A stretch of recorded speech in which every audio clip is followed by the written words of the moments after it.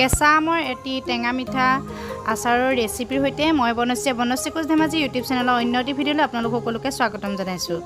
প্ৰথমতে আমখিনি ধুনীয়াকৈ বাকলি গুচাই ল'লোঁ আৰু এনেধৰণৰ টুকুৰা কৰি ল'লোঁ। এতিয়া আমৰ পানীটো শুকাই যাবৰ কাৰণে অকণমান সময় ৰ'দত দিম আৰু ৰ'দত দিয়া সময়খিনিতে মই মছলাখিনি ৰেডি কৰি ল'লোঁ। মছলাখিনি যিহেতু মিক্স কৰি দোকানৰ পৰা কিনি অনা হৈছিল, ইয়াতে চফ আৰু ধনিয়াৰ পৰিমাণ অলপ বেছিকৈ আছে, বাকী জিৰা গুটি আৰু কালজিৰাৰ গুটি অলপ কমকৈ আছে। এতিয়া কেইটামান জলকীয়া দি দিলোঁ আৰু এইদৰে অকণমান গৰম হোৱাৰ পিছতে মই মছলাখিনি খুন্দি ল'ম। এয়া মছলাখিনি খুন্দি ল'লোঁ আৰু মই এনেদৰে খুন্দনাত খুন্দি ল'লে সুবিধাজনক পাওঁ।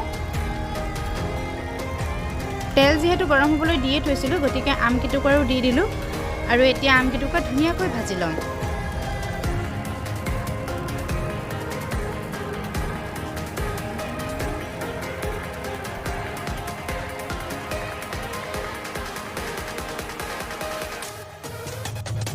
এইদৰে আমকেইটুকুৰা লৰাই লৰাই ভাজি থাকোঁতে ইয়াৰ লগতে মই অকণমান নিমখ যোগ কৰি দিম।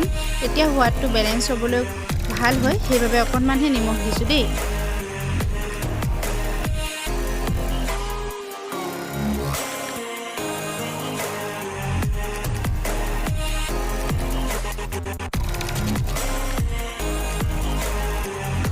আমৰ সোৱাদটো কিমান পৰিমাণৰ টেঙা হয় তাৰ ওপৰতে নিৰ্ভৰ কৰি গুড়খিনি যোগাৰ কৰি ল'ব লাগে। মোৰ আমকেইটা বৰ টেঙা আছিল, কাৰণ টেঙা মিঠা আচাৰৰ বাবে টেঙা আম বেছি প্ৰয়োজনীয় হয়।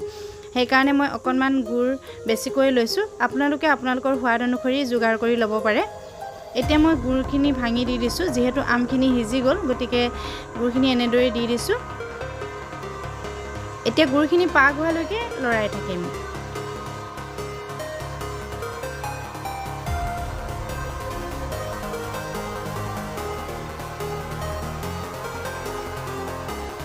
আৰু এতিয়া প্ৰায় আচাৰকণ তৈয়াৰ হৈয়ে গৈছেগৈ, কিন্তু এতিয়ালৈকে মই মছলা ব্যৱহাৰ কৰা নাছিলোঁ। এতিয়া মছলা ব্যৱহাৰ কৰি প্ৰায় 1 মিনিটমান সময় আচাৰখিনি আকৌ লৰাই থাকিম, তেতিয়া আচাৰৰ গোন্ধটো খুব বেছি ধুনীয়া হয়। আপোনালোকে ইয়াৰ লগত জালুকৰ গুড়ি আৰু জলকীয়াও দুটামান বেছিকৈ দি দিব পাৰে। আমাৰ ল'ৰাজনে যিহেতু এনেকুৱা টেঙা মিঠা আচাৰবোৰ খাই খুব বেছি ভাল পায়, মই সেইকাৰণে বেছি জ্বলা নকৰোঁ আৰু এইদৰে কাঢ়ি থৈ ঠাণ্ডা হোৱাৰ পিছত চিচাৰৰ বৈয়ামত ভৰাই ৰাখিম, বহুদিন ভালে থাকে। আশা কৰিছোঁ ৰেচিপিটো আপোনালোকে ভাল পালে, আৰু যদি মোৰ চেনেলটিত আপোনালোক নতুন হয় তেনেহ'লে প্লিজ চেনেলটি ছাবস্ক্ৰাইব কৰি দিব।